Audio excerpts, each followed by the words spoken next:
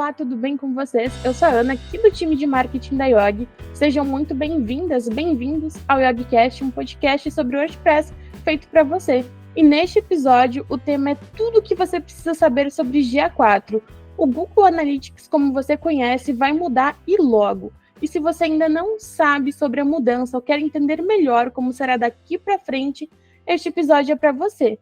E para abordar esse tema tão importante, afinal, o Google Analytics é uma excelente ferramenta para quem deseja entender melhor o comportamento do seu público. Eu tenho a honra de receber a minha colega do time de marketing, a Sandra, e uma convidada muito especial, a expert em Analytics, Eleonora Diniz. E antes da gente dar início ao nosso bate-papo, eu gostaria que vocês se apresentassem rapidamente para quem está nos ouvindo ou nos assistindo. E a gente vai começar por você, Eleonora. Conta pra gente quem é a Eleonora e como você entrou para esse mundo das métricas. Olá, gente, tudo bem? Eu quero dar aqui boas-vindas a todos e todas que estão nos ouvindo, né? E vendo.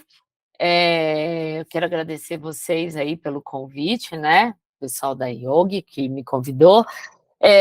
Bom, como é que eu entrei nesse mundo? Na verdade, acho que eu caí de paraquedas quando eu entrei na internet, né? Eu entrei na internet em 99. Então, vamos pensar aqui que a gente tinha aqui, sei lá, 4 anos de internet oficialmente uso comercial no Brasil, né? Mas como eu tinha uma formação já em TI, eu trabalhava com análise de dados. E isso me favoreceu, porque na hora que eu fui trabalhar com a internet, surgiu a necessidade de a gente medir audiência. A gente só falava de audiência naquela época, né?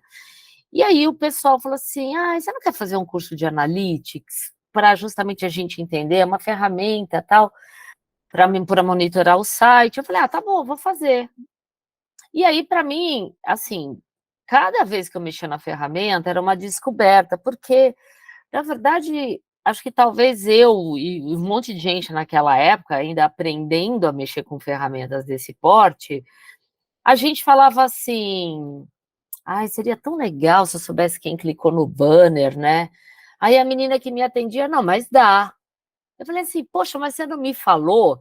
Então, a gente vivia numa eterna descoberta disso, né? Com o passar dos anos, eu cheguei a trabalhar com essa ferramenta há uns 3, 4 anos, mais ou menos. Aí deu uma pausa, isso foi em 2001. Aí retomei em 2008. Aí já era Google Analytics, né? Porque o Google Analytics ele surgiu em 2005. Essa ferramenta que eu usava, que era o WebTrends, ela surgiu ali para meados dos anos 90, 94, por aí. A internet surgiu em 91. Então, 94, 95 já tinha ferramentas como essa, mas chegou no Brasil, né, um pouco depois. E aí eu comecei com Analytics em 2008, dei uma pausa de novo e retomei em 2011, e aí desde 2011 eu não parei mais. E aí, na verdade, assim, aquela vivência que eu tinha do passado, quando eu comecei a trabalhar com o Google Analytics, aquilo acontecia regularmente. As pessoas chegavam para mim assim, eu queria tanto ter esse número. Eu falei, mas você não pediu. Eu estava do outro lado, né? Como se fosse aquela consultora que me atendia.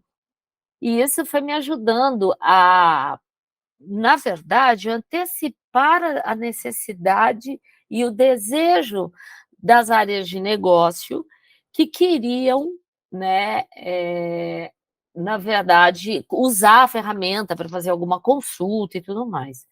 Então, minha vivência com Analytics começa lá em 2001. Eu acho que a minha expertise em TI, um pouco em design, né, e uma visão também de negócios, favoreceu esse trabalho e poder ajudar as pessoas. Então, hoje, quando eu atuo como professora e consultora, que eu estou desde 2016, eu sempre procuro antecipar essa necessidade das pessoas. Olha, porque a gente fala assim, usa aí o Google Analytics, só que as pessoas, às vezes, quando não tem propósito, e vamos falar que tudo na vida sem propósito, fica vago. Então, as pessoas falam assim, mas eu não sei para que eu uso isso. Eu não sei olhar. E não saber olhar também tem a ver com isso, porque você perde o foco, qual é a estratégia, qual é o propósito. Uma experiência desde 2001 ali, sabe? Engatinhando com a internet. Certo, antes da gente começar aqui nossas perguntas, já tivemos aí uma década de história com dados e conteúdos. Sandra, dá aquela apresentadinha para a galera. Bom, eu sou a Sandra, sou publicitária, sou do time de marketing aqui da IOG, e quem é do time de marketing sabe que os dados valem mais que ouro, né? E aqui hoje eu estou como super fã da Eleonora também.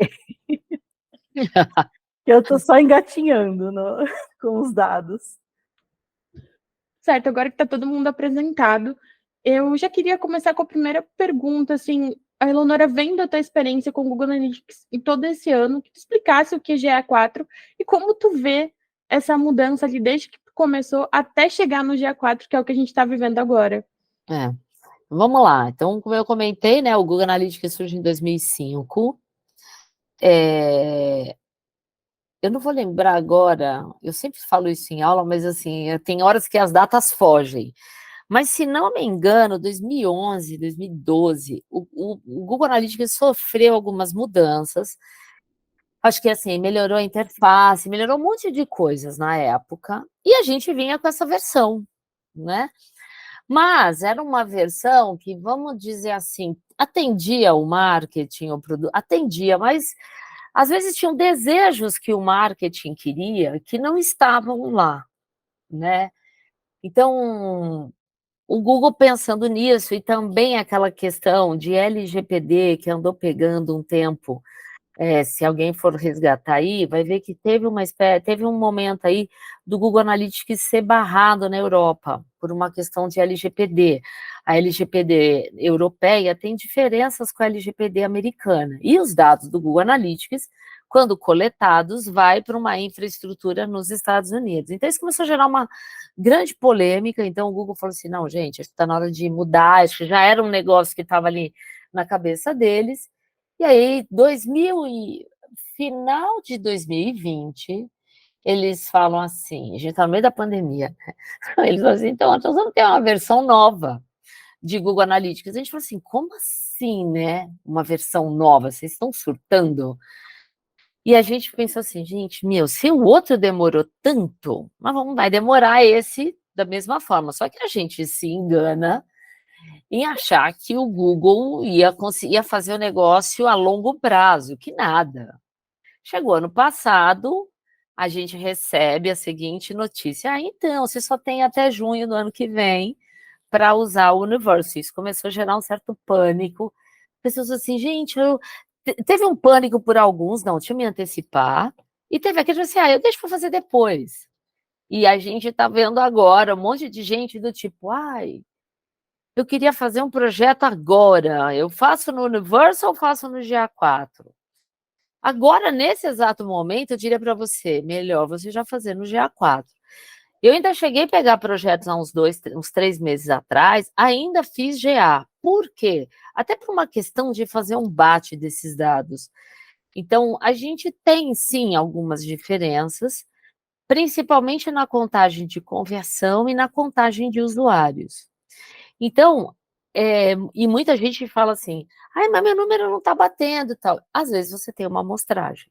Então, esse também é um outro ponto que é muito importante. E, em alguns momentos, a gente às vezes tem uma diferença muito grande de sessão quando o pessoal define, na verdade, usa alguns recursos no Universal que aumentam demais a visita. Então, vou dar um exemplo. Quem usa parametrização de campanha dentro do site, ela vai aumentar a visita.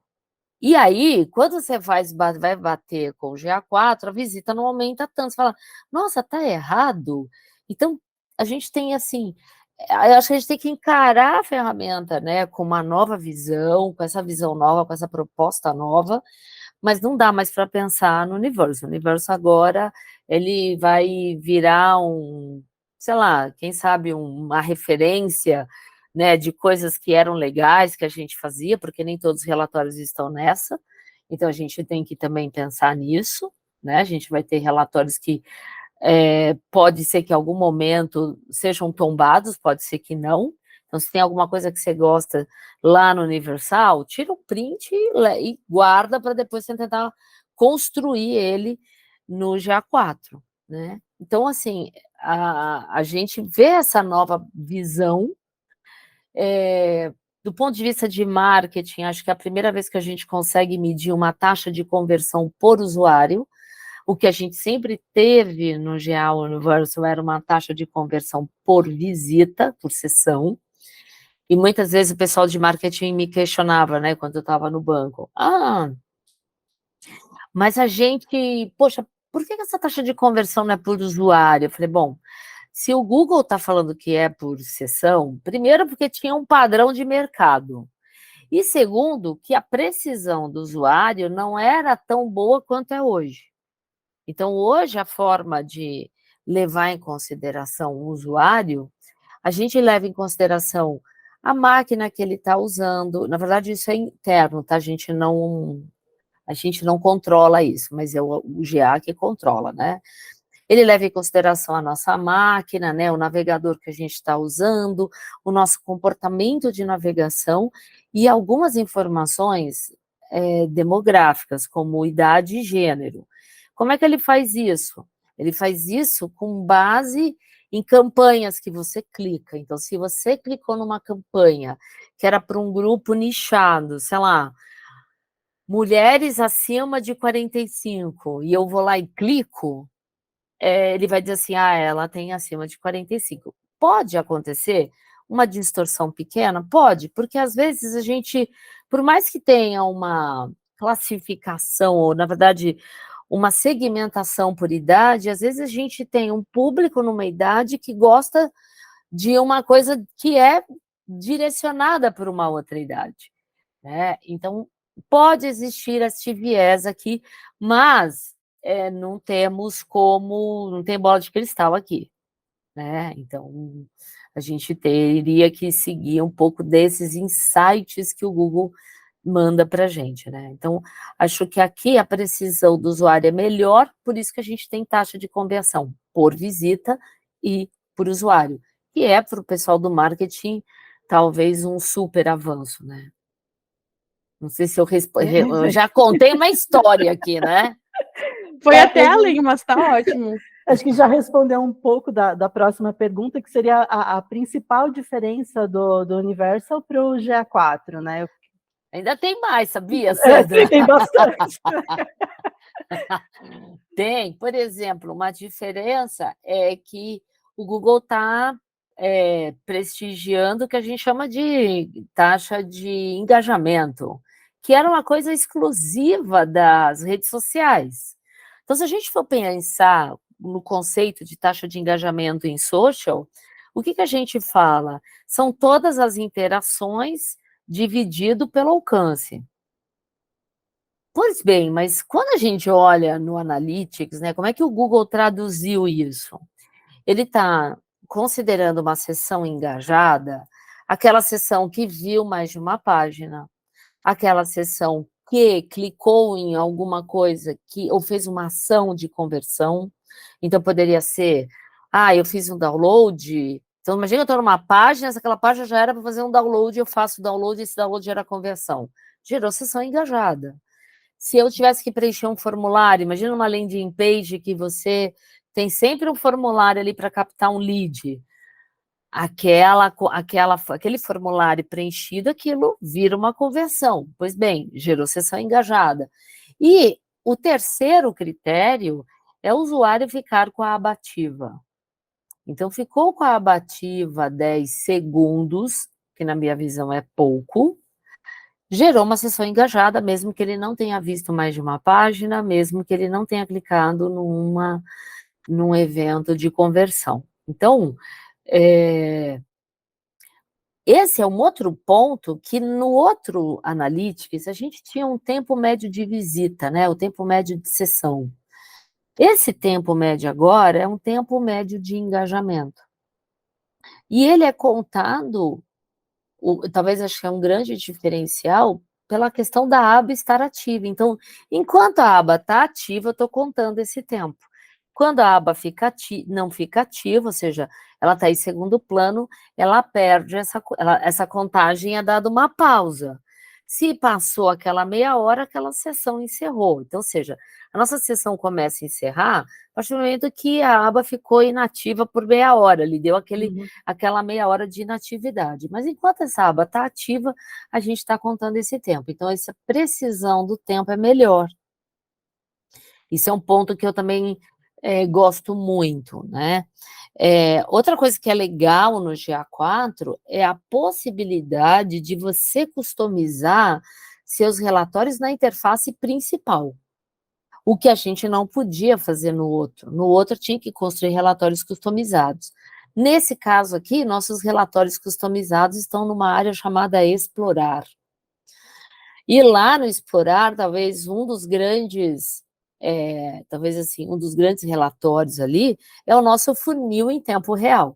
Então, no fundo, como a gente tinha problemas antes, né, que a gente ia construir o funil e ele começava a contar a partir daquele momento X em diante, esse agora não. Esse agora eu construo esse funil, mas eu posso olhar o passado. Então, se eu tiver todas as etapas devidamente mapeadas, eu consigo fazer este funil. Então, essas etapas, mesmo uma visualização de página ou um evento, tudo virou evento. E isso me permite fazer um funil com um mix de cliques em alguma coisa com páginas. Então, isso traz para a gente uma visão que no outro a gente tinha que, se eu tivesse algum evento no meio do caminho de um funil, eu tinha que planejar isso no meu tagueamento. Agora não tem esse ponto. Claro, eu preciso continuar coletando essa ação, mas como tudo virou evento, eu não tenho mais essa distinção de páginas ou cliques em algum lugar.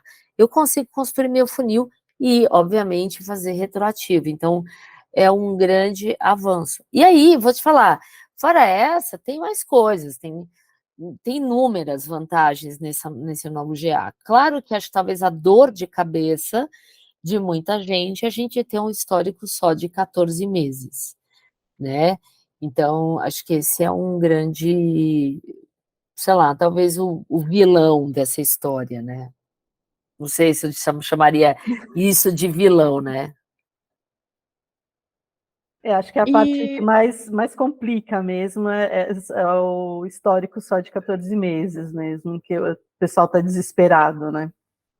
Acho que as mudanças também vai requerer um tempo de adaptação, né? Que vai além da migração, né? Acredito que o próprio Google mesmo vai acabar trazendo outras coisas e movimentando a plataforma com o passar do tempo, né? Da usabilidade das pessoas.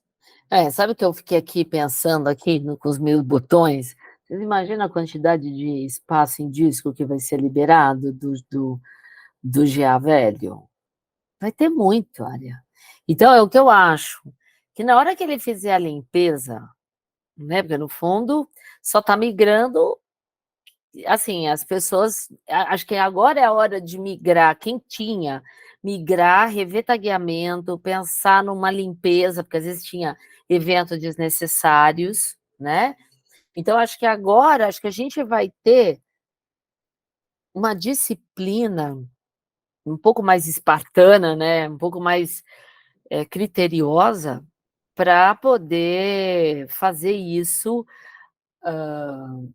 coletando os eventos devidos, corretos, para depois pensar em aprimorar. Então, eu acho, né, que a opção, na verdade, percepção pessoal minha, eu acho que em algum momento o Google vai aumentar essa área de tempo de coleta. Não sei se ele vai deixar que nem o outro, que era não expirar, mas eu acho que ele vai talvez dar uma canja aí de 2 anos, entendeu? Que eu acho que é válido, um tempo para um produto, às vezes, de aquisição mais demorada, talvez valha a pena, né? E óbvio que o Google vai querer que a gente use o BigQuery, ou seja, exportar esse dado para lá.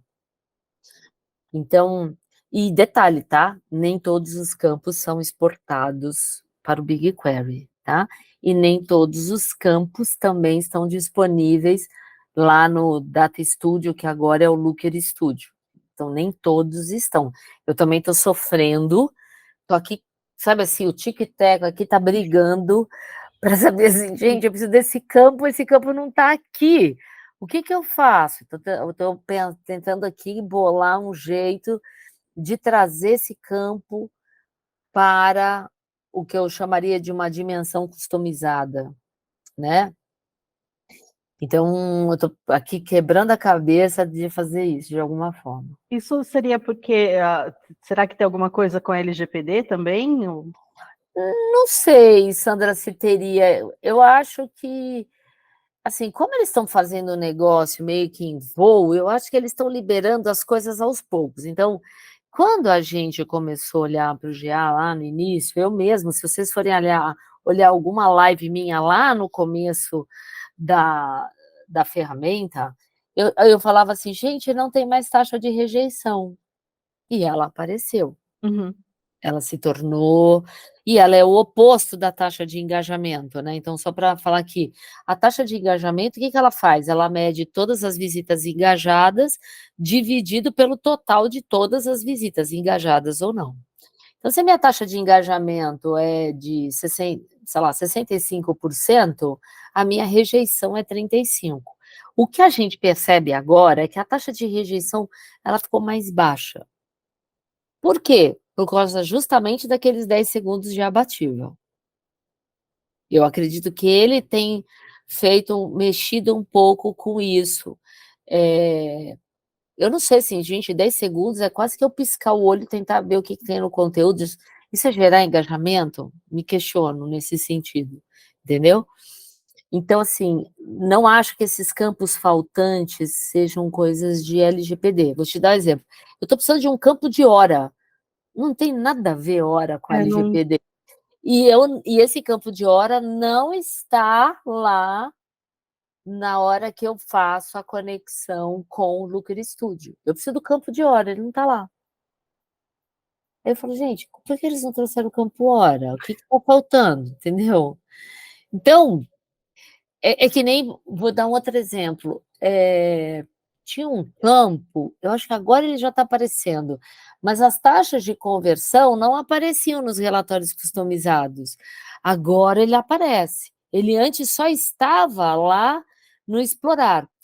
Outro campo também são a das UTMs. As UTMs, que são as parametrizações de campanha. Então, para quem não conhece, né, o UTM é Urchin Tracking Module.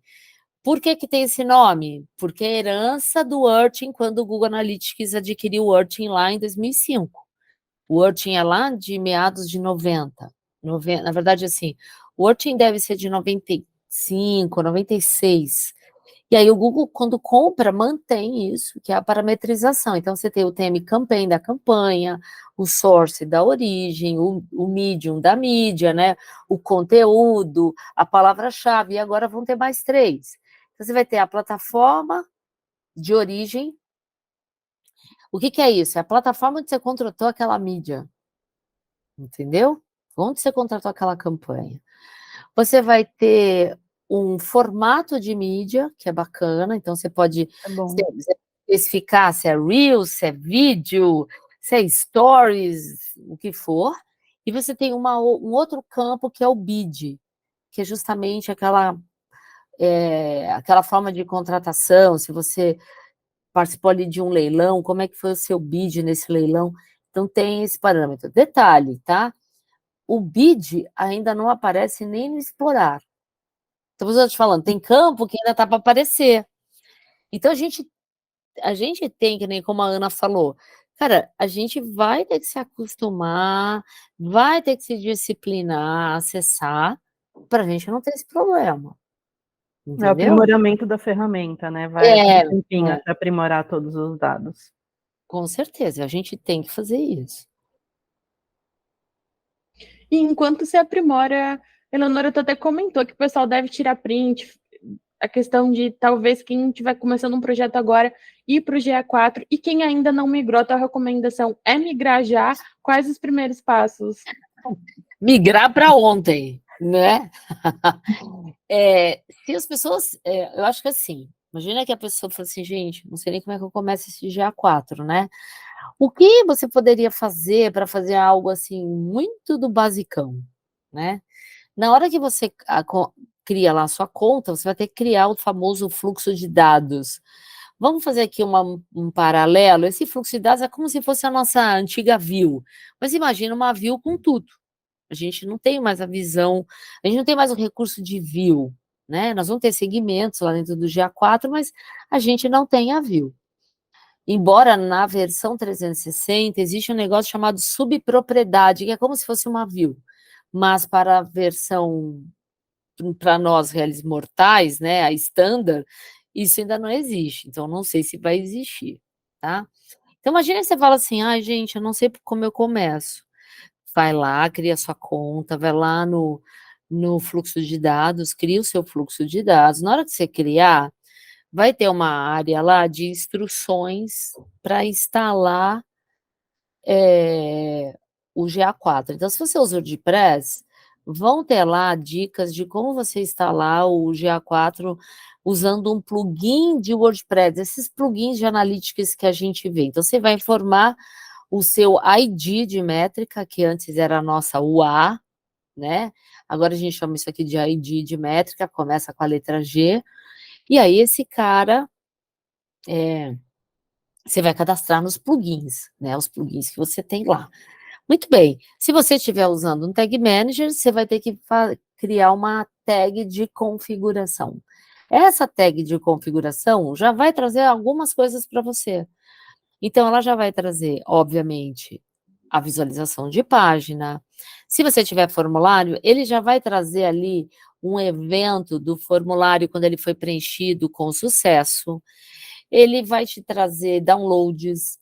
Se você tiver YouTube incorporado, né, embedado no seu site, ele também já vai trazer como é que foram as performances desses vídeos. E, obviamente, esses são eventos muito genéricos, mas já dá para você ter uma ideia. Até se tem saída, né? Se tem um outbound, ele também tem isso. Então, esse aqui é o trivial. O que você pode fazer é se acostumar com esse cara, né, com essas métricas, né, com esses eventos novos, e aí sim começa a pensar nas suas coletas específicas. Então, eu tenho pontos de estratégicos no meu site? Sim, vai lá e escolhe, olha, para mim, tudo bem que eu tenho um formulário lá que o GA pegou, mas eu queria o nome desse formulário, né? De repente eu quero o nome do formulário. Aí você poderia até olhar no evento form se tem o nome do formulário ali, porque se tiver, você nem precisaria taguear o nome do formulário, porque o GA fez. Agora, pode ser que você tenha um formulário e que o GA não pegue, porque foi construído numa tecnologia que não está lá no padrão. Então, vamos entender que esse fluxo de dados com essas métricas que já são ali padrão de coleta, ela tem um escopo de validação. Então, se você tem um formulário que não foi inteiramente modelado pelo seu time de desenvolvimento, talvez você tenha que fazer um tagueamento para saber se aquele formulário foi preenchido com sucesso ou não. Então, esses seriam, né, as coletas adicionais que você deveria pensar, né? Então, eu digo assim, gente, se você não começou, comece agora. O melhor, né? Comece para ontem. Né? Agora, uma dúvida, você considera que vai ser mais fácil usar o GA4 do que o Universal? Olha, essa é uma pergunta, eu acho uma pergunta um pouco capciosa, né? Mas eu acho, assim, a princípio as pessoas sentiram um pouco de dificuldade.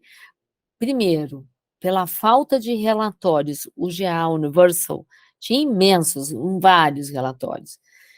A gente chegando no GA4 é pobre, ainda são poucos. Você tem a possibilidade de customizar? Tem.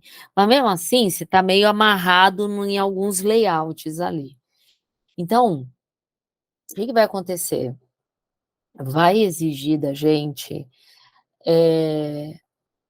uma visão de quais dados eu deveria coletar. E isso não é um perfil padrão típico de profissionais de marketing. Então, a gente vai precisar aprender quais são os campos que eu quero, por que que eu quero esse campo, por isso que eu acho legal, tipo assim, volta lá no Universal e tira uns prints de alguns relatórios que você gosta, para você ter uma referência do que você montaria e tentar achar o campo similar, né? E então, eu acho que vai ter uma dificuldade das pessoas, aí por isso que a gente às vezes vê os comentários assim, uma certa resistência, por causa disso, por poucos relatórios, e porque aí a gente tem que ir lá customizar, a gente tem que ir lá construir do jeito que precisa. E às vezes as pessoas não têm essa curva de maturidade. O que eu tenho que colocar nesse relatório? Será que eu deveria ter tal métrica com tal métrica combinado? Isso vai me ajudar na análise? Então, o que aconteceu com a gente lá no GA Universal, a gente foi mal acostumado. A gente foi mal acostumado com todas aquelas Chega a dar um formatações. susto, né? Porque tu entra no Analytics anteriormente, tinha um monte de informações que até às vezes quem estava olhando ali pela primeira vez se assustava porque era muita informação. E agora não, tu entra um fundinho branco, uns desenhos ali, uns gráficos, ficou tudo tão limpo que parece realmente que está faltando dado. E Ana, acho que tem uma coisa que você comentou, né, de que está tudo limpo, mas eu não sei se você usava, eu usava muito esse recurso no GA Universal. Qualquer relatório que eu tivesse meu gráfico ali plotado, observa que você podia ver o gráfico por semana, por Sim. dia, por mês, e você podia trocar as métricas que estavam plotadas no gráfico. Agora, você não pode. Isso dá um desespero, mas acho que é questão da gente se acostumar com o novo também. Porque eu acho que Sim. além dessas mudanças, o novo assusta muito, né? E para tudo, não só para o Analytics. Mas eu acho que assim, o que eu acho que vai acontecer com muita gente, as pessoas vão viver na área do explorar. Essa área de explorar me lembra um pouco, vamos dizer assim, um Power BI básico. É um Power BI básico. Porque no Power BI a gente tem lá, obviamente que a gente tem um lugar lá no Power BI que a gente cruza os dados, né? Onde a gente chamaria ali um modelo entidade e relacionamento. Então, né, quem é de banco de dados vai saber o que eu estou falando, né? Mas é onde a gente justamente cruza as chaves primárias e secundárias, né? A gente diz quais são os vínculos que cada tabela tem. Então, mas a gente tem aquelas duas colunas, uma de formatação, qual é o tipo de gráfico que você quer, quais são os dados que você quer trazer, quais são os segmentos, quais são... Aí tem uma parte ali de customização, claro que a gente não consegue customizar cor ali, né? Mas já é vamos dizer assim, os primórdios de um Power BI, aquele explorar, né? Eu penso muito assim, quando eu abri o GA4 a primeira vez, numa frase que minha mãe falava, que quem procura o que não perdeu, nem achando sabe o que é. Nossa, gostei dessa frase! Como é que é? Quem procura o que não perdeu, nem achando sabe o que é. Nossa, gente, é perfeita essa frase. Gente.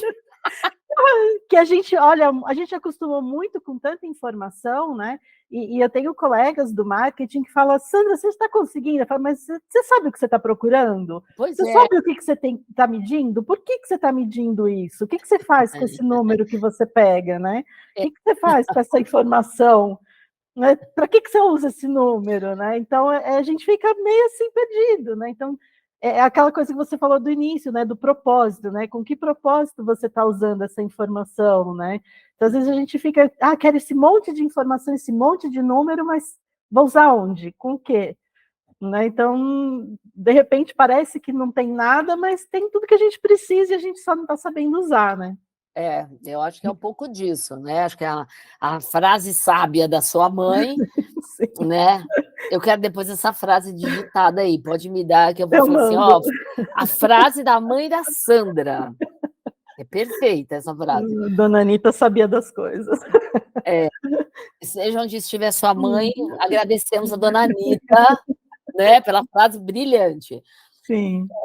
Então, assim, a gente se acostumou com muito e vê pouco e fala assim, gente, mas sei lá, né, tá estranho. Então, assim, eu vejo alguns relatórios, Sabe uma coisa que eu achei nesse GA que é estranho? Ele está formatado pensando que você tem venda. Não sei se vocês já repararam. Que, imagina que eu sou um B2B. Eu não tenho receita, gente, e os relatórios estão formatados por receita. Por isso que quem for, por exemplo, tiver um perfil de editor no GA4, vai ver uma canetinha do lado direito, lá em cima, perto da data. Cuidado com a canetinha. Porque essa canetinha, se você entregar na mão de alguém que caiu agora de paraquedas, ele vai construir um Frankenstein no seu GA, do seu relatório padrão. Então, cuidado com a canetinha. Mas aquela canetinha é legal, por quê? Eu não tenho receita, mas eu queria trocar e eu quero colocar minha taxa de conversão por sessão. Eu quero colocar minha taxa de conversão por usuário, e eu posso. Então, eu começo a trazer um elemento que no outro GA era comum, e você tinha suas conversões definidas, você trocava ali, você lembra que tinham as 3 colunas, você tinha a coluna de audiência, o grupo de audiência, o grupo de comportamento e o grupo de conversão. Quando a gente chegava no grupo de conversão, eu tinha a do e-commerce, se eu tivesse o e-commerce, ele trazia a performance do e-commerce, mas se eu não tivesse, ele trazia todas as minhas metas, né, todas as minhas conversões que eu estava mapeada, me trazia as quantidades e me trazia a taxa de conversão. E nesse não tem. Então, é aquela hora, tem que configurar. Então, assim, eu tenho clientes que eu estou configurando todo o GA dele. E eu estou configurando, trazendo essa visão que ele enxergava do outro. Ele enxergava no outro isso. Ele fala, poxa, mas esse não tem? Né? Eu quero ver minha conversão aqui. Senão ele vai ter que construir relatório de conversão lá no Explorar, entendeu? E eu acho ruim porque você tem um relatório de conversão, gente. Mas eu quero ver esse relatório de conversão por origem de tráfego, né? Acho que tem outra coisa que dá nó na cabeça do pessoal, que as pessoas vão estranhar um pouco, é que a gente tem origem de tráfego do primeiro usuário e origem de tráfego de sessão. Já viu isso? Eu já vi e eu fiquei confusa. Então, o que é a origem de tráfego de primeiro usuário? É a primeira vez que aquele usuário entrou. Então, se a gente fosse lembrar do modelo de atribuição, vamos pensar, o que o modelo de atribuição fala, né? É como se a gente tivesse uma atribuição de primeiro acesso daquele usuário. Então, quando o usuário chega a primeira vez, por onde ele chega?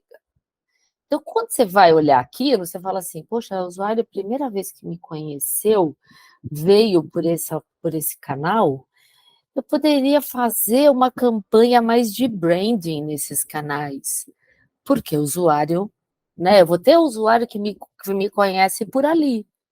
Então, aquilo te dá essa visão. Agora, o sessão não, o sessão é aquele que é tradicionalmente que a gente via. E quando a gente olha o modelo de atribuição, a gente olha o canal que dá assistência e o canal que te dá conversão. Então, o canal que dá assistência pode até ser aquele primeiro canal que o usuário conheceu você. Então, por isso que essa consulta é interessante. Mas eu continuo sendo fã da consulta de sessão. Eu acho que eu só olharia aquele lá para, tipo assim, gente, como é que eu estou conquistando os primeiros usuários? Aí eu olharia por ela, entendeu? Mas no dia a dia ali, no volume, no vamos ver, tem que ser a outra, tem que ser a de sessão. Eu gosto dos dois. Eu gosto de saber, eu sou curiosa, saber de onde que está vindo também. E eu tô ali, toda hora que eu pego um relatório, eu falo, gente, deixa eu ver o que é isso. Aí eu vou lá ler o help. E eu sou daquela que lê o help, entendeu? Eu acho que apesar que tu falou, né, que a migração tem que ser para ontem, acho que é bem importante as pessoas tentarem listarem o que elas precisam e também ter paciência para compreender e ler todos os balãozinhos que aparecer, os campos de resposta, né? O Google é sempre muito assim generoso, né, com os campos de informação, então acho que é bom todo mundo ler tudo antes. É bom ler, mas assim, claro que assim, dependendo do nível de profundidade de conhecimento do pessoal, as pessoas vão ter uma certa, tipo assim, gente, sei lá, uma certa resistência, talvez até no entendimento, porque às vezes nunca viu isso no outro GA, nunca olhou o help no outro GA, entendeu? Então vai ter esse tipo de coisa. Eu tô toda hora lá fuçando para descobrir, né? E principalmente o que tem de novidade, porque às vezes o pessoal comunica tal novidade, mas ainda não teve reflexo em todas as contas. Então, que nem uma coisa que eu sinto falta é customização de canais. Eu sei que vai ter, mas ela não apareceu nas contas para mim. As minhas contas ainda não tem. Então, eu acho que é uma questão aí de tempo. É que vai por etapas, né? As mídias sociais também são assim hoje, né? O recurso vai para uma, a outra demora um pouquinho a chegar. Acho que paciência é uma boa palavra para tudo isso. Paciência e ser xereta, né? Acho que ser curioso nessas horas pode ser um bom diferencial. E eu sou daquela que não posso ver um botãozinho novo ali que eu quero testar. O problema é que a conta nunca é uma conta assim, entendeu? A minha conta é uma conta cobaia. Eu falo, gente, eu tenho que fazer um outro tagueamento, sabia? Fazer um tagueamento, sabe assim, de fazer 2 disparos para 2 propriedades diferentes. Deixa eu fazer uma do jeito que eu quero, para eu acompanhar, e outra coisa, só ficar fazendo teste, que é isso que eu faço, né? Eu vou fazendo teste o tempo inteiro. Para ficar testando o tempo todo. A gente Mas a gente tem. é suspeita, né, Sandra? A gente tem versão de site em homologação para destruir, montar de novo, GA4 em homologação, coisa que dá para testar, porque tudo a gente precisa testar e entender o público, né? Então a gente Precisa. compreende também, Eleonor. A gente tem o parquinho de diversão aqui de testes. Precisa, que não tem jeito. E tu falou um pouquinho antes da LGPD na questão ali de que teve conflitos nos Estados Unidos, com a Europa. Aqui no Brasil a gente também tem LGPD. Você acha que o GA4 vai encontrar desafios nessa adaptação?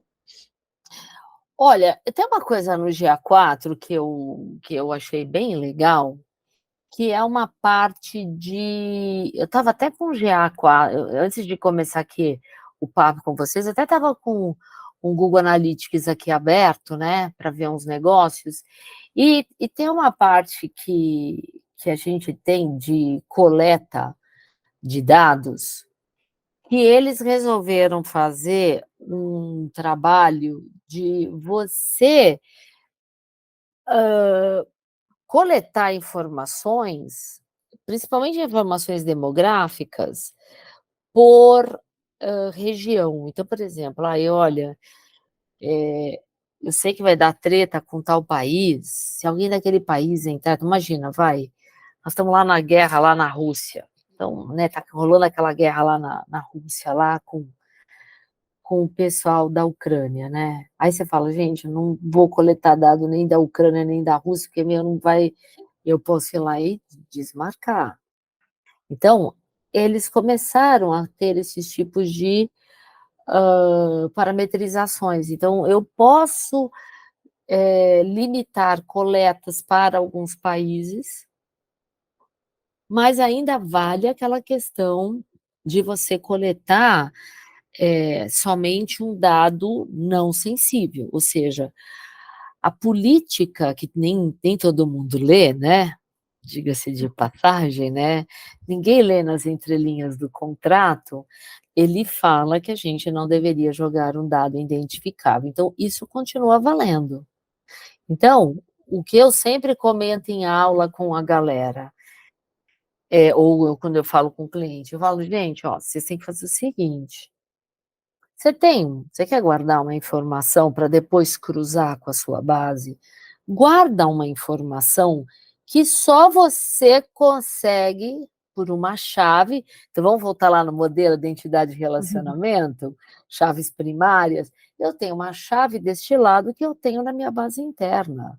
E depois eu cruzo isso. Então, eu levo comportamento de uso da interface, origem de tráfego daquele usuário, sei lá, 1, 2, 3, 4, e depois ele vai cruzar na base e vai ver que 1, 2, 3, 4, é a Sandra, ou é a Ana, ou é a Eleonora, seja quem for. Então, a gente deve ter isso. Agora, a gente quando está navegando em um site, observem se em algum momento o seu e-mail ou o seu CPF aparece na URL. Porque tem sites que eu vou te falar, aí o meu lado técnico, eu não sei se isso é get ou se é post. Eu acho que deve ser get. Porque eu lembro muito falar para o pessoal, não, isso aqui tem que ser post, tem que ser post, que as pessoas sempre falam. É a forma de você passar parâmetros de uma página para outra. Quando o seu nome, o seu e-mail, o seu CPF, o telefone está na URL, bingo, seu nome, seu telefone, seu CPF vai aparecer como parâmetro de uma página no GA. Agora, essa versão já é uma versão que não está levando em consideração parâmetros, mas eu acho que internamente o Google guarda ainda isso. Mas eu me lembro que no Universal já cheguei a pegar clientes que tinha essa informação. Gente, pelo amor de Deus, tira, porque se eu fizer um download aqui dessa base, eu tenho uma base de lead. Eu tenho uma base aqui de gente com telefone, com e-mail, podia mandar e-mail para toda essa galera. Aí a pessoa, nossa, gente, não sabia. Eu falei, então, tem que mudar a programação, não tem jeito. Entendeu? Isso está na programação do site. Essa é a programação do site. Quando você vê que o nome está no parâmetro da URL, isso é o site que está programando. Aí o que vai acontecer? Esse dado vai para o GA, aquela página foi exibida, entendeu? Agora, a gente deveria adotar essa prática. Principalmente quando você tiver uma área logada e que você está guardando você está entendendo que o usuário veio, navegou numa área aberta, né, num mar aberto ali no seu site, aí ele vai para uma área logada, nessa área logada, o que vai acontecer? Ele vai usar lá um CPF, senha, e-mail, senha, um login, senha. CPF, e-mail, login, esquece. Essas informações não podem ir para o GA. Você deveria ter internamente na sua aplicação uma chave única de identificação para depois você cruzar com a sua base do seu CRM, seu BI, seja lá o que for, entendeu? Entendi.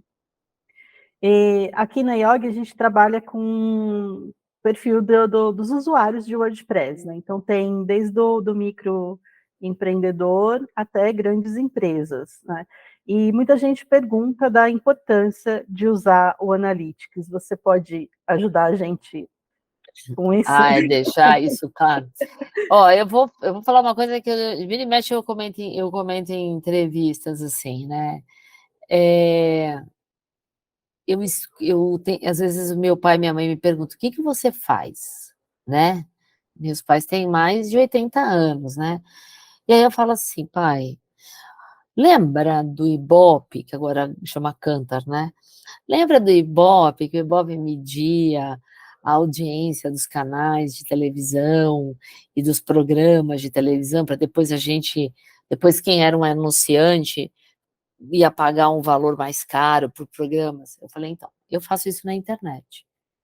Eu meço a audiência desses sites e, claro, a internet não mede, a gente não mede só a audiência, mas a gente entende o comportamento, como ele usa aquela interface. Então, o Analytics permite que a gente faça isso, né? Ou seja, a gente olhe para esses dados, ora quantitativos, né? Porque a gente está falando da quantidade, a medição de audiência mesmo, mas em alguns momentos também dados qualitativos, então, qual foi a página que esse usuário viu, se ele fez download, qual o nome do arquivo, qual é a origem do tráfego, e aí usar isso para melhorar a sua estratégia, mas também melhorar a experiência daquele usuário, porque na hora que você analisa esse comportamento, às vezes essa experiência é ruim.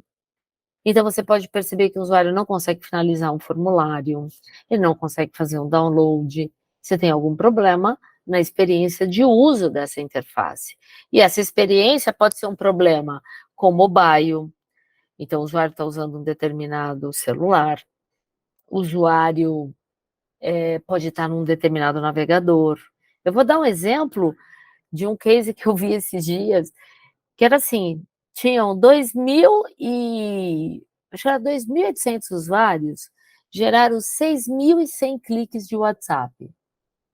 Como é que 2.000 pessoas geram 6.000 cliques, né? É 1 para 2 quase, né? 3.000 para 6.000, né? Como é que isso acontece?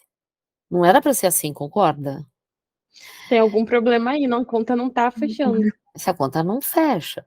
Então, onde está o problema aqui? Quando a gente foi olhar num relatório, e aí só tem lá no Explorar, que é um relatório por User ID, e User ID é uma identificação, vamos dizer assim, quase como se fosse uma chave, né? O que acontece com esse User ID? Quando a gente foi olhar, um único usuário tinha clicado 122 vezes. Um único usuário. Então, o que estava acontecendo? Aquele usuário tinha um problema com a interface, ele estava num celular assim, de um padrão inferior do que a empresa achava que tinha, né? Então, sabe quando o padrão é inferior, a interface não abria direito para ele. E para ajudar, as imagens estavam extremamente pesadas. A gente está falando aqui de, sei lá, uma imagem de não sei quantos megas, entendeu?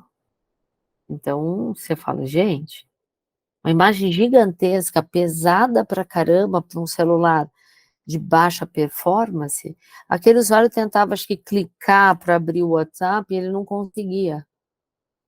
Só que o Analytics foi registrando todos os toques, e aí por isso que deu essa diferença. Então, a gente tem essa preocupação. E eu acho que quem se beneficia, aqui acho que as duas pontas se beneficiam. Quem é o empreendedor que está olhando, obviamente que vai ter que. Não é do dia para a noite que você sai analisando, mas você tem que exercitar isso e sempre pensar como este dado pode ser útil para mim. O que eu faço com essa informação? Eu consigo usar essa informação para melhorar a minha campanha ou para melhorar o desenho da minha tela? Consigo, entendeu? Esse é um ponto importante nessa hora. Então, por isso que a gente usa o Analytics. Claro, a gente acompanha desempenho, conversão, mas dependendo do que for, você precisa, talvez, ter acesso a dados externos para garantir que o seu negócio está fluindo bem. Mas o Analytics, como um primeiro momento, principalmente para testar se a sua interface está ali disponível, ele é excelente, porque você vai medir essa sua audiência. E depois, saber todo o comportamento do usuário. Entendeu? E aí essa parte de comportamento é um prato cheio para os times de marketing. E de UX, né? Também. UX também. E de UX. A gente falou de muitas métricas hoje aqui, de como as pessoas podem se organizar, mas assim, na sua opinião, quais métricas você aconselha o pessoal a acompanhar nesse início de GA4, para não se desesperar com tudo que existe de possibilidades? Gente, essa é quase que assim, a cartilha, né? Eu acho que assim, a gente vai perceber muito no GA4 muitas consultas falando do usuário. Acho que a gente vai ter que mudar um pouco o nosso olhar, porque a gente sempre olhou, eu pelo menos fui uma que olhei a minha vida inteira para dentro do GA para sessões, porque as sessões eram a base para as taxas de conversão, né? Então acho que a gente vai ter que dar uma olhada um pouco para o usuário, sim, né? Acho que é uma coisa que as pessoas gostam de querer medir pessoas, né? Ou seja, quantas pessoas? Esse é um desejo que muita gente tem, né? Então, acho que é um pouco essa mudança de chave. Não dá para a gente deixar também de olhar a sessão, tá? Mas acho que o usuário é uma métrica que a gente vai olhar mais. Agora, uma coisa que a gente nunca pode esquecer é aquela questão do propósito, que é olhar a conversão. Você tem que olhar para a sua conversão. Então, seja ela qual for, e se alguém falar assim, mas meu site não tem conversão, mentira, tem que ter, Não é possível que você não tenha um clique de WhatsApp no seu site, entendeu?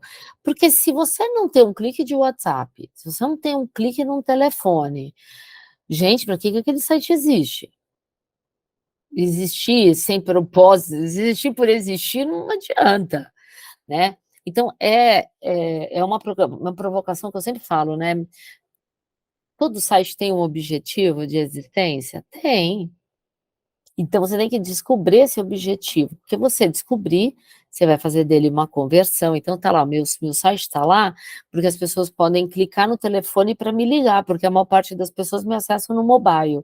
Então, tá, aquele clique no telefone é a sua conversão, aquele clique no WhatsApp é a sua conversão. Então, a gente tem que ter olhar para esta métrica. Então, esta métrica, ela vai existir se você fizer aquele tagueamento padrãozão, né, aquele que eu falei da tag de inclusão, você vai ter uma tag ali de clique.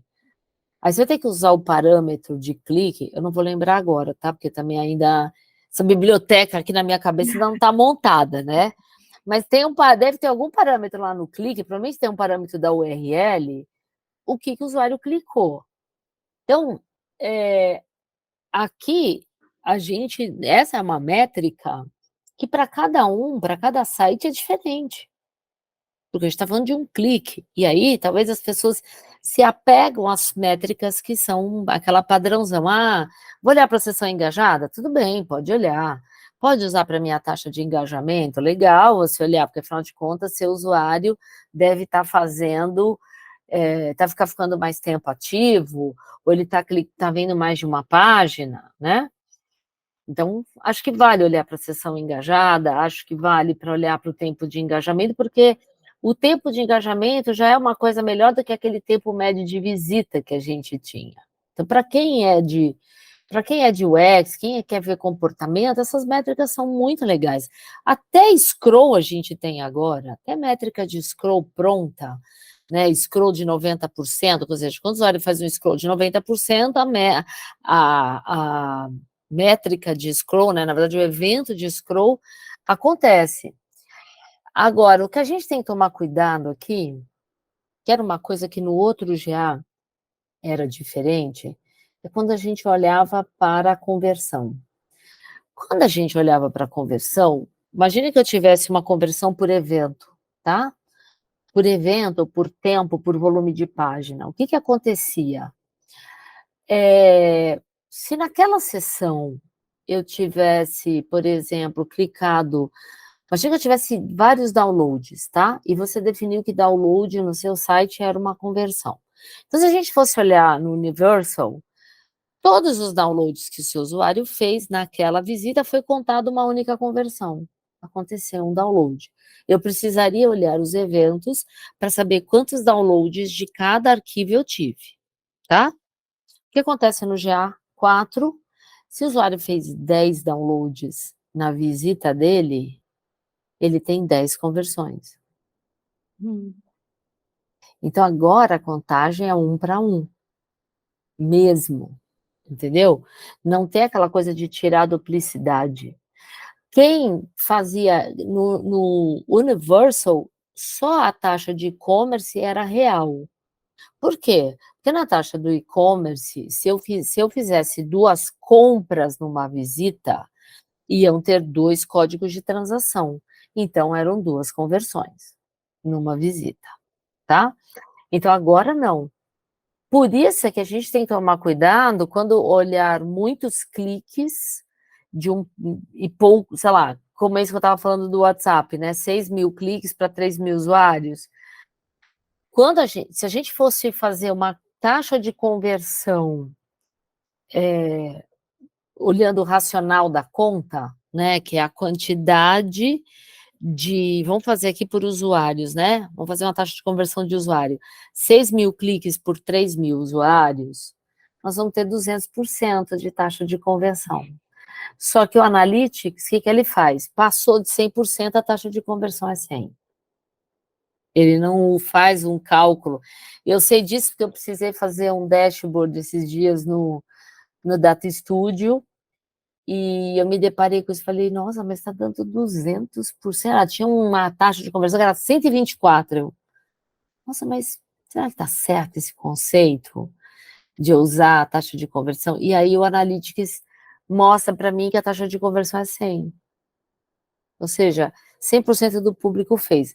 Agora, se eu olho para esse caso na real, um usuário fez 120. Ou seja, olha como é que ele matou, entendeu? Ele matou aquela visão ele roubou a cena de vários usuários que não converteram. E aí, talvez, olhar para essa taxa de conversão de 100%, a gente diria assim, será que é 100% mesmo? Aí entra o que você falou, né? De olhar mais para o usuário, né? Será que é 100% mesmo? Então, a gente faz aquela análise de User ID mesmo, que tem uma análise de User ID, chama User Explorer lá no Explorar, a gente vai ver que nem todos os usuários converteram, mas alguns convertem mais. O que faz essa curva de conversão ficar um pouco distorcida. Entendeu? A gente precisa desconfiar de alguns dados, né? A gente tem, acho que talvez a gente... E assim, foi tão engraçado que eu estava fazendo essa consultoria para essa empresa, e aí o pessoal fala assim, nossa, meu, em menos de 2 horas você descobriu o problema, a gente tá aqui quebrando a cabeça já faz semanas. Eu falei, mas é aquela coisa do contexto, primeiro que eu estou fora da caixa, né? Uhum. Eu não estou inserida no dia a dia do cliente. E aí ele fica... A gente, na verdade, quando está dentro do problema, a gente tem dificuldade de sair e olhar o problema de fora, né? E eu, às vezes, fazendo uma consultoria para uma empresa, percebo essas situações. E aí eu falo, gente, mas por que é isso? Por que é assim? Por que é assado? Por que você grava desse jeito? Por que você usa esse parâmetro? E aí o cara, às vezes a pessoa nem sabe. Ah, já era assim, a gente está fazendo. Já viu aquela história do peixe assado que deixa o rabo para fora? Já viu essa história? Não conheço. Aí é uma história assim, todo mundo fazia um peixe tinha uma família que todo mundo fazia e tinha que deixar o rabo para fora. O rabo do peixe sempre ficava para fora. E aí um dia parece que alguém tinha uma assadeira grande e aí alguém falou assim, não, gente, mas tem que deixar o rabo para fora. Mas por quê? Porque a minha avó fazia, a minha mãe fazia assim, a minha avó, não sei o quê. Aí foram descobrir que a primeira pessoa que fez, a assadeira era pequena e o rabo ficou para fora, entendeu?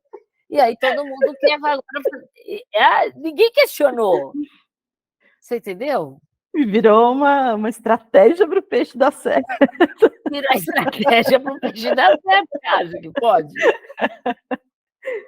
Muita coisa existe assim mesmo, ninguém questiona, né? Só vai replicando e nem sabe por que está fazendo, né?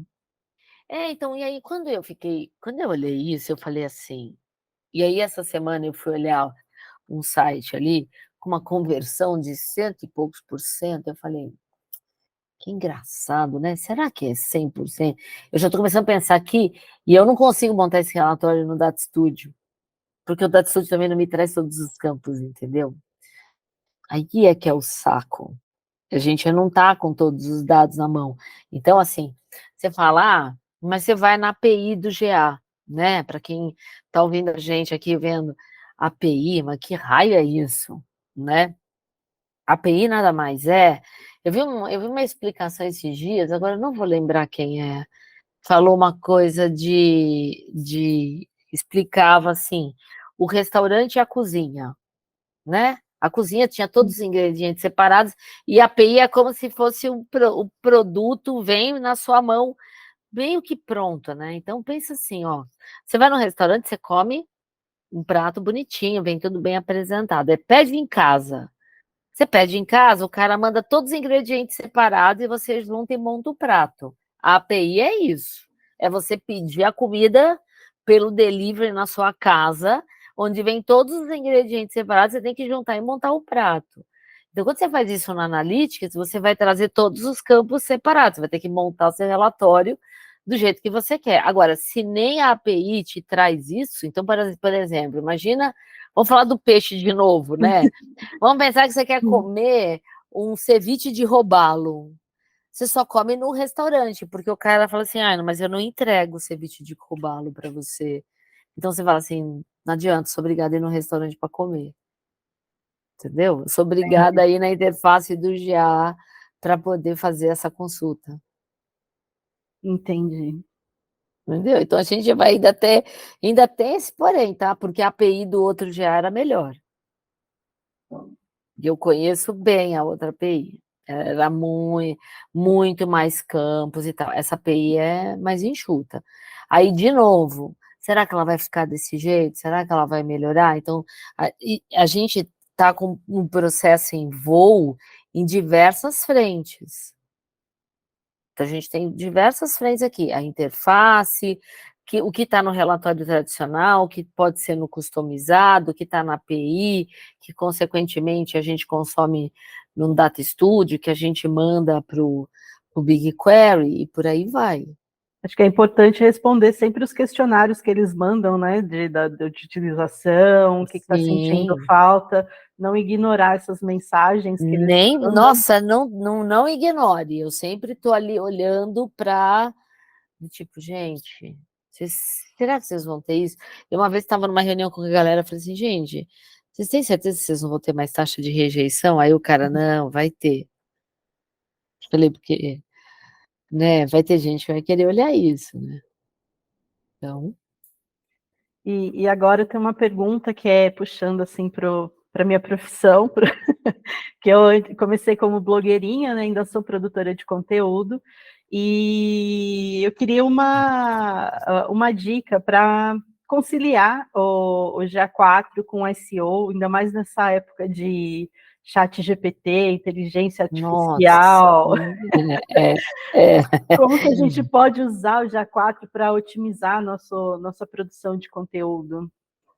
Boa. Uma coisa que é legal no GA4 é que, enquanto no outro a gente precisava customizar como é que fala? Precisava customizar na View a questão de palavras internas, né, buscadas, né, a busca interna.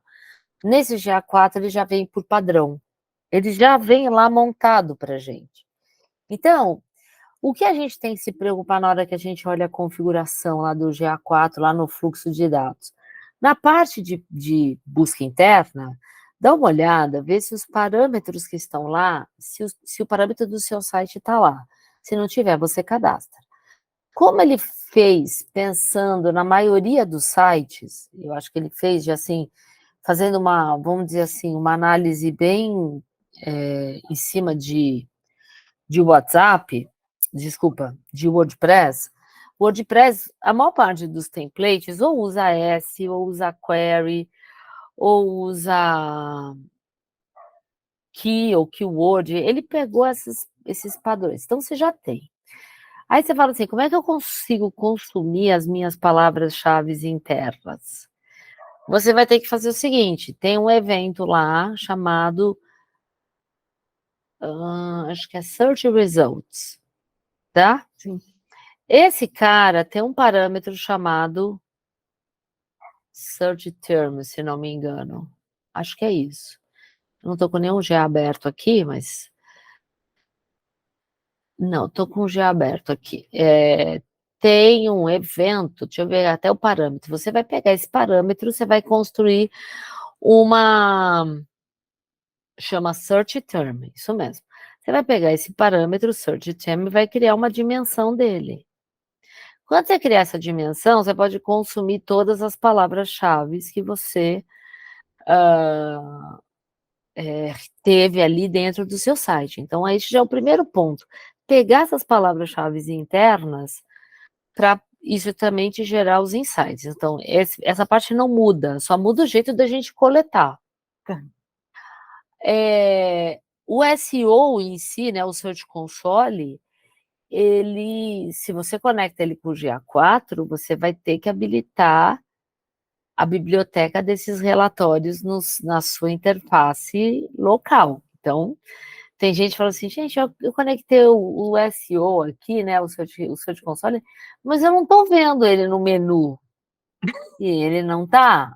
Ele está lá na biblioteca, olha que louco. E isso é que vai dar muito nó na cabeça do pessoal, Sandra, porque você tem que descobrir que esse relatório está lá na biblioteca, você tem que ativar, e aí esse relatório vai aparecer no seu menu da esquerda. Então, todo aquele menuzinho da esquerda é um menuzinho dinâmico. De novo, cuidado com as canetinhas, né? Senão vai sumir relatório aí de alguém. Então, para quem está vendo o conteúdo, obviamente que essas duas ações para ter as palavras-chave ali na interface de uma forma rápida, e aí eu acho que para quem é de conteúdo, eu acho que o tempo de engajamento é muito válido. E o scroll, embora seja de 90%, também ajuda. Você pode fazer um tagueamento de scroll para 25, 50, 75%, como se você estivesse fazendo um mapa de calor? Sim, dá para fazer, mas isso tem que ser feito no tagueamento. O tagueamento é que tem que controlar isso para disparar um evento de scroll a 25, a 50, 75 e por aí vai. Então, acho que esses recursos são recursos bons para quem é de conteúdo. Porque medir engajamento para quem é de conteúdo, super válido. Sim. Porque você quer, né, ter uma noção dessa questão tanto de tempo quanto de volume de sessão engajada, né?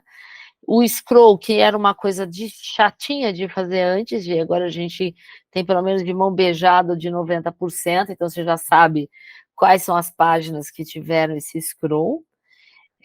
O que você poderia também aqui, talvez até definir esse scroll como uma conversão para quem é de engajamento, para quem é de conteúdo. Scroll de 90% para você, talvez seja uma coisa válida, e depois olhar quais foram essas páginas, tá?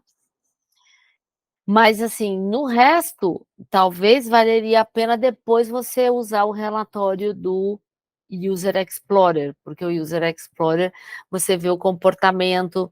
Então, se você contabilizou ali o scroll como uma conversão, ou o tempo, engraçado, o tempo médio de engajamento não dá para ser scroll, não dá para ser conversão, porque eu não consigo definir por padrão o tempo médio de engajamento. Eu deveria construir um evento de tempo de engajamento maior do que tanto, gera um novo evento.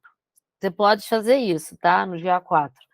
Então, você cria um novo evento a partir de uma condição de tempo de engajamento. O usuário ficou mais do que 4 minutos, voltando naquele racional que a gente tinha do outro. Então, eu poderia fazer deste evento novo criado um evento de conversão. E aí você sabe que você teve eventos de gente que viu mais tempo, ficou mais tempo de permanência. Porque os 10 segundos não dá tempo de ler nenhum parágrafo, né? Muito rápido. Não dá tempo de ler. O que eu acho que... E dá para mudar esse tempo, tá? Dá para mudar? Dá. Se você for lá no fluxo de dados, na hora que você entra na configuração do fluxo de dados, tem um lugar que é para configurar a sua tag. Você vai lá em configuração de tag dentro do fluxo de dados. E aí tem uma opção lá de configurar tempo limite da sessão. Entendi. Eu ainda estou guardando os nomes dos negócios, mas é que como eu estou aqui com várias contas de GA aberta aqui, então eu falei, deixa eu dar uma olhadinha. Você vai lá nessa parte e você aumenta. E você pode colocar esse tempo de engajamento da sessão para 1 minuto. É o máximo que eles deixam, 60 segundos de tempo de aba ativa. Já é um pouquinho melhor. 1 minuto já faz mais sentido com o engajamento, né? E aí, o que vai acontecer? Se a sua taxa de conversão for alta ainda, se essa taxa de engajamento for alta, o que vai acontecer? que o seu usuário realmente navegou por outras páginas, ou seja, você está medindo realmente a interação dele, né? Então, para quem é de conteúdo, somente se o usuário entrou lá pelo blog e está mudando de páginas ou está fazendo alguma ação. Então, de novo, aquela história, né? Qual é o objetivo que eu quero? Se tem alguma ação de compartilhamento, né, daquele blog, de alguma página em específico, isso também é uma conversão para quem é de conteúdo. Então, a gente não pode dizer que é só aquelas métricas que são padrãozão, sabe, de olhar. Acho que a gente tem que planejar realmente o que vale a pena para esse site de conteúdo. Eu, Sim. por exemplo, eu faço em aula com o pessoal e às vezes eu tenho ali, me lembro muito bem que de vez em quando eu provoco o pessoal e falo assim, entra no site da Petrobras e me diz o que tem conversão lá. Aí a galera olha assim, não sei. Por quê? Porque a pessoa está sugestionada naquele pradãozão do e-commerce e tudo mais. Então, eu faço o pessoal sair um pouco, sabe assim, sair da caixa, que está todo mundo ali. Gente, dá uma olhada para esse site, o que é importante? E aí, sabe qual é a grande sacada aqui? É dizer é avaliar quem é o público. Para quem que eu estou escrevendo esse site? Porque na hora que você começa a entender o público, isso vai te ajudar. Então, vamos pensar aqui, Vale, Petrobras, todas elas devem ter ali um trabalho conosco, ou seja, um fornecedor, preste serviços. Concorda que ali tem uma conversão? Sim. Pois é. Por quê? Porque aquele portal existe para atender aquele público você espera que ele venha fazer algo no seu site. Então, Patrocinadores, né? Alguém procurando patrocínio também, né? isso, tem uma parte de imprensa, você entendeu? Pode ter um fale conosco ali, sei lá, teoricamente um ombudsman, mas acho mais difícil um ombudsman para uma empresa desse tipo, mas vamos parar para pensar, lembra do acidente de Brumadinho? O que a Vale tinha lá? Um formulário, provavelmente ali na home, para você dizer, olha, não, pessoas desaparecidas. Aquela era uma área no site que provavelmente tinha que estar ali para que as pessoas colocassem o nome, os dados das pessoas desaparecidas, até para eles poderem depois saber quantas pessoas efetivamente morreram naquele acidente. Sim.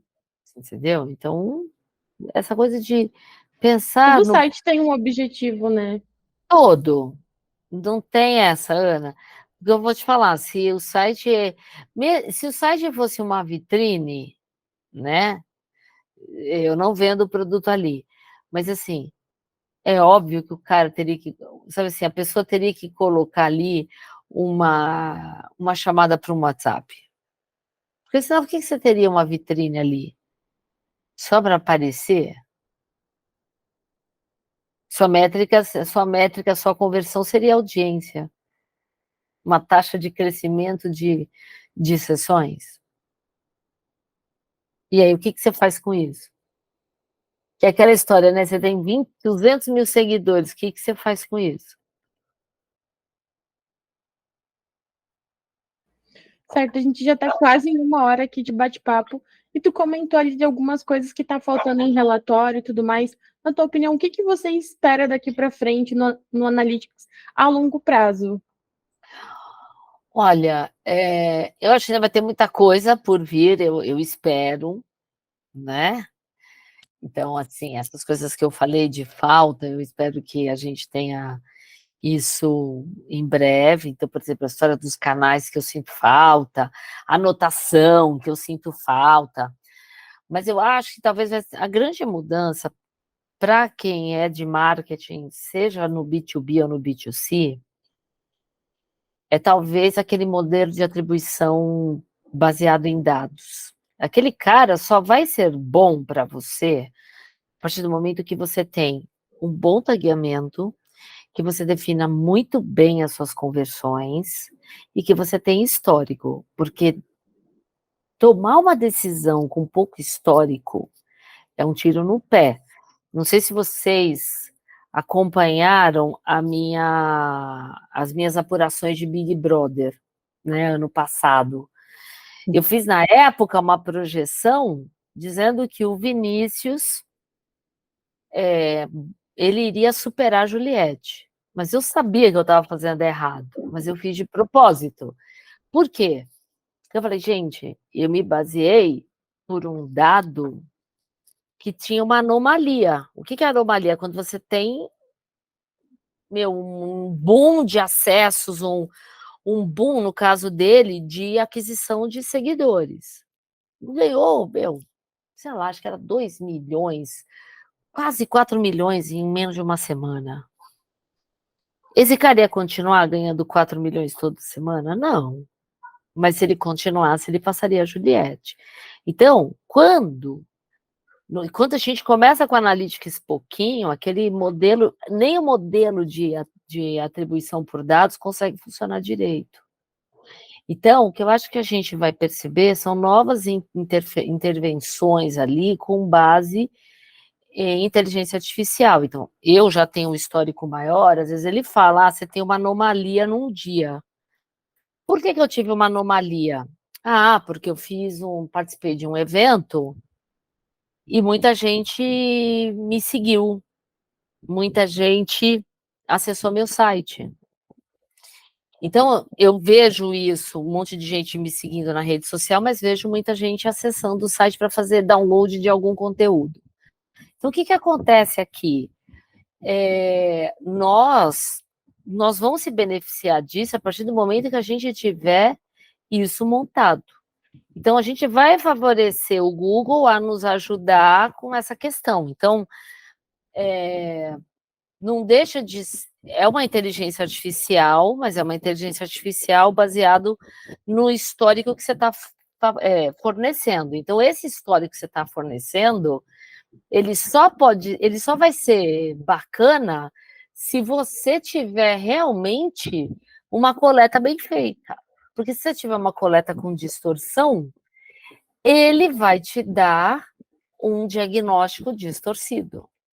Então, é que nem aquela história das meninas lá, né? Que eu estava conversando com as meninas sobre a história dos 3.000 e 6.000 cliques.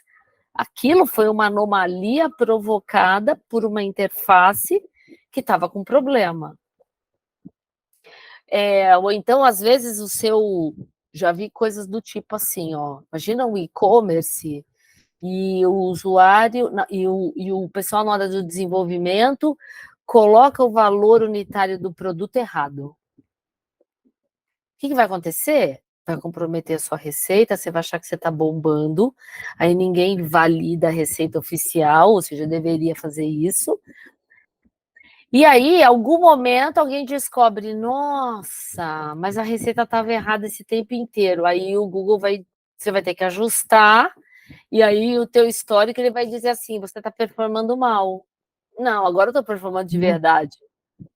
Agora os dados são reais, né? Você entendeu? Uhum. Então, o que eu acho que a gente vai perceber intervenções do Google do ponto de vista de inteligência artificial para nos ajudar com as análises e com os insights. Mas, de novo, quem se basear nesse insight sem ter um perfil questionador, sem ter aquele perfil de, sabe assim, tá certo isso? Entendeu? Vai tomar vai dar com os burros na água, que a gente fala, né? Com os burros da água, porque a gente vai tomar na cabeça, a gente vai se ferrar com isso. Então, a gente precisa, sim, tomar cuidado com essa coleta, precisa validar, sim, aquilo que eu sempre defendo como framework de analytics. Eu já gerei o novo framework para GA4, e os 6 pilares que eu sempre defendo continuam valendo.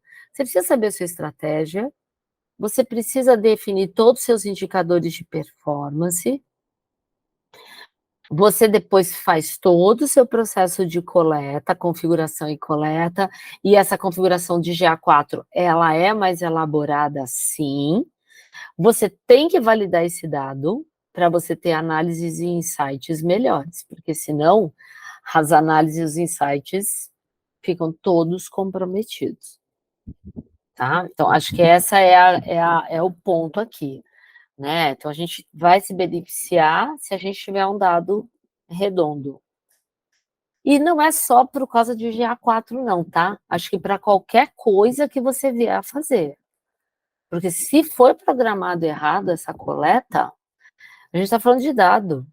Gente, dado gerado errado, não importa se é GA, não importa se é um sistema interno da empresa, gerou errado, tchau. Não sei se vocês têm conta aqui no Itaú. Vocês lembram que o Itaú, a questão de pouco tempo atrás, né, sei lá, acho que foi ano passado, que ele deixou bloqueado o login porque descobriu um problema no extrato? Lembro. Estava duplicando, né? Eu não peguei isso, eu não vi, né? Mas alguma situação, imagina, olha, eu trabalhei anos no banco, vocês não fazem ideia quanto a gente valida aquele negócio. Só que chega uma hora que, pelo volume de usuários que se tem, nem todos os casos de uso foram possíveis de serem imaginados. Entendeu? Por mais que a gente revire e revira casos de uso, é a mesma coisa que acontece no tagueamento. Você acha que eu faço um tagueamento e falo, tá pronto? Não. Eu não viro a chave dizendo, tá ok. Eu fico pelo menos uma semana, sabe assim, no banho-maria com aquele tagueamento para ver se ele está funcionando.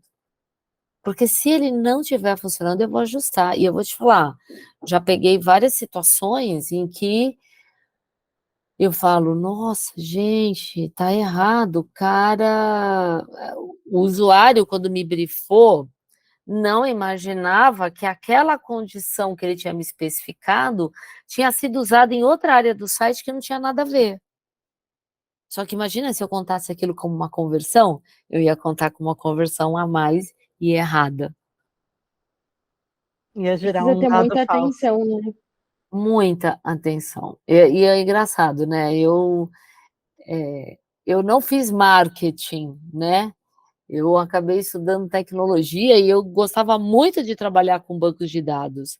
Então, acho que para mim é muito fácil quando eu, sabe assim, dessa preocupação de coletar o dado certo. Eu tenho essa preocupação muito grande. Então, isso, no final das contas, me dá um crivo alto na hora de ter o dado ali. Eu falo, não, esse dado está certo. Agora eu confio nesse dado. Porque muita gente fala assim, ai, gente, eu não confio nesse GA. Você pode fazer uma auditoria para mim? Não é a ferramenta. Gente, as pessoas não confiam e eu fico ali. Gente, eu assim, já fiz auditoria, às vezes eu faço auditoria em treinamento para a empresa. Nós estamos fazendo treinamento e eu falo, gente, mas está estranho isso. Aí eu tenho meus jeitos, né? Todo mundo tem a sua receitinha de bolo, eu tenho as minhas receitinhas para validar. E eu falei assim, gente, essa sessão está errada. Não, como assim? Pelo amor de Deus, não pode ser. Essa sessão é a nossa meta principal. Eu falei, meu Deus, não pode ser a sua meta principal. Claro, você tem que acompanhar a sessão, tem, mas ela não pode ser, sabe assim, ela não pode ser a métrica das métricas. Por isso que eu falo, aí eu volto de novo, né? O que a sua mãe falava? Quem procura o que não perdeu, nem achando sabe o que é. Nem achando sabe o que é, entendeu? É a pecinha, não é a plataforma, né? É a pecinha na frente do computador que está.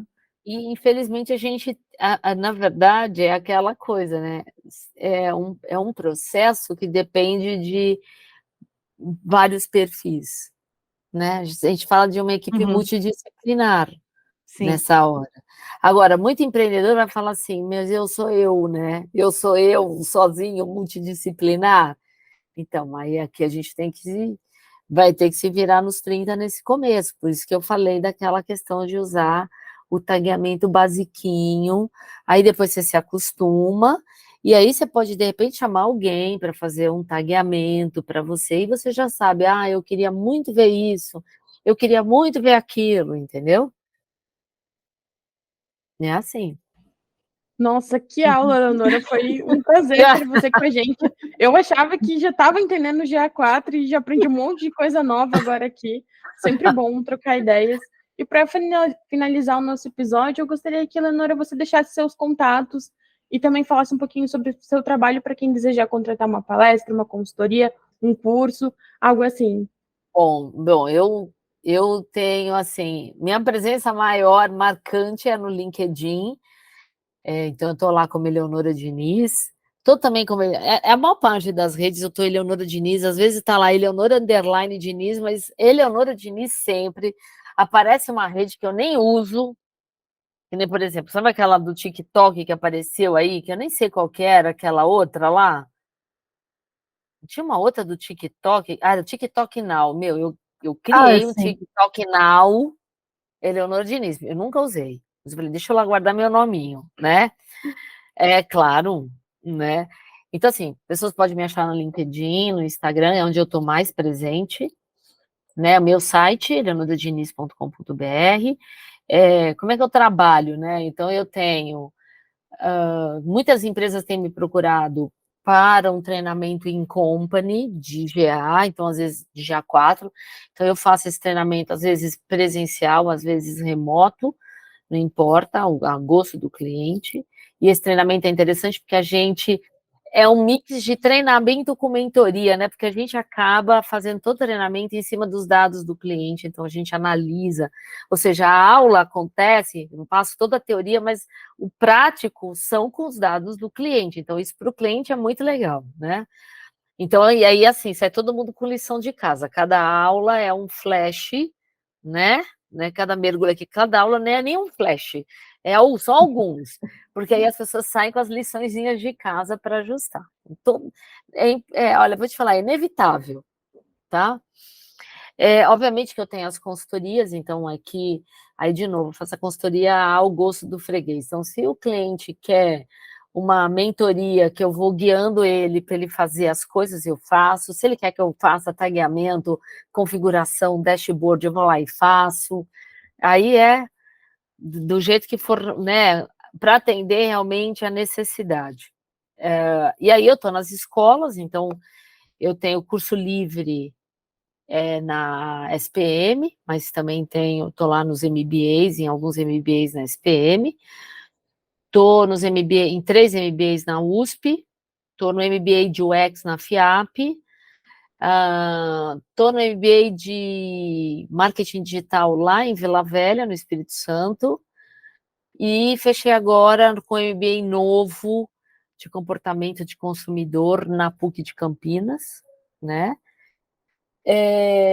Eu tenho um curso chamado Estúdio de Dados. O que aconteceu, né? Como eu falei para vocês, antes da gente até começar essa gravação, assim, uma carga muito excessiva minha de trabalho, eu precisei dar um break, né, em algumas coisas, assim, prestes a um burnout. Falei, não, gente, para, né? Então, eu tenho sim um curso que está em andamento, que eu estou gravando e editando, então eu quero estar com uma margem um pouquinho maior de conteúdo para liberar, porque aí eu tenho fôlego para gravar novas coisas, né? Então, esse não vai ser um curso só de GA4, mas é um curso para também as pessoas pensarem numa melhor modelagem dos seus sites, para ter uma melhor coleta, porque muitas vezes uma modelagem errada compromete o resultado do site. Então, trazer um pouco disso, trazer um pouco de SEO, um pouco de social, né? Um pouco das disciplinas que eu tenho, mas fazer uma jornada bacana para as pessoas entenderem esse universo dos dados. Então, esse é um curso que vai sair, que então, assim, quem quiser, fica antenado, deixa o nominho lá, tem uma área no meu site lá de estudo de dados, analytics, deixa o nominho lá no estudo de dados, que quando esse curso sair lá no Hotmart, ele não vai ser um curso só gravado, eu vou aparecer, mas pelo menos eu diminuo minha carga horária, porque senão eu fico cansada, né? Imagina gente, na pandemia eu tive 30 turmas. Nossa. De aluno, você entendeu? Pelas minhas contas, já passei de 50 mil pessoas, então, assim, é muita gente. E aí eu fazer um curso para estar ali falando todo dia, né, ou sei lá, uma vez por semana, é cansativo. Então eu falei, eu prefiro gravar, fazendo uma gravação bacana, bem no detalhe, bem explicadinho para todo mundo. E obviamente vão ter sessões minhas online para tirar dúvidas, para ter um papo como esse que a gente está tendo aqui, entendeu? Olha, hoje é dia de tirar dúvida. Vem com as suas perguntas anotadas, entendeu? É bem isso, mas assim... Gente, eu quero agradecer de novo vocês, obrigada aí. Eu mais falei do que vocês, né? Não, mas sério, a ideia é você poder falar e contribuir com tanto conhecimento. E a gente vai deixar também, quando sair o episódio, as suas redes sociais, o teu site na descrição também, para quem quiser poder acompanhar, ficar por dentro de quando sair os cursos e tudo mais, né? Que a gente sabe que você está em palestra, em evento. Então dá para ter muita Eleonora aí em 2023. Eu vou te falar, esse ano ainda não... esse ano ainda não comecei ainda essa coisa de estar em palestras, assim, em eventos, né? Tenho feito mais coisas internas, as empresas têm me chamado, mas, assim, a gente está sempre tentando, né? Tem RD Summit aí, vamos ver. Né? Eu já falei para o pessoal ano passado, gente, olha, eu quero falar de dia 4 esse ano, né? Ver se me chama, né? Mas a gente sabe que tem todo um negócio de curadoria do RD, né? E eu tenho tentado sempre que dá tempo, né? Porque eu falei, até nessa coisa de desacelerar, a gente às vezes nem consegue se inscrever para palestrar em vários eventos, então, né? Mas eu acho que depois, assim, as coisas se encaixam. Eu sei que eu estou cheia de lição de casa aqui depois dessa gravação. E não esquece, Sandra, que eu quero a frase da sua mãe, tá? Eu vou te mandar, pode deixar. Vou fazer uma menção honrosa. Irani, né? O nome da sua mãe? Anitta. É Anitta, desculpa, estou trocando o nome dela lá. Então, fazer uma menção honrosa, dona... A sua mãe ainda é viva? Não, ela já faleceu, tem 10 anos. Então, em memória de dona Anitta, vou colocar a frase dela, cara, perfeita. Vivia me dando bronca, que disse que era uma tireta, então ela falava, minha filha, quem procura o que não perdeu, nem achando sabe o que é, para de pesquisar tanta coisa nessa vida. Né? Mas a gente tem um ponto agora que é assim, né? Se a gente também não pesquisa, a gente fica para trás, né? Só que a gente tem que saber dosar, né? Esse ela o ponto, falava né? que eu estudava demais, que eu não podia ver um livro que eu estava lendo, que era por quê. Ela falou que tanto você estuda, menina.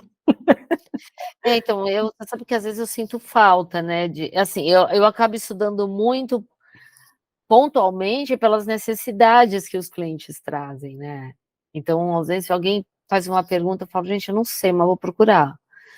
Então, eu vou toda hora, procura isso, procura aquilo, e aí isso vai aumentando seu repertório. Quando você não tem cases, né, de clientes que aparecem, você fala, nossa, isso vai também aumentando seu repertório. Mas tem uma hora que eu sinto falta eu falo, gente, preciso organizar minha casa para eu poder voltar a estudar, porque eu estou sentindo falta disso também. A gente também tem que tirar um sabático, nem que seja um tempinho para, tipo, preciso aprender coisa nova.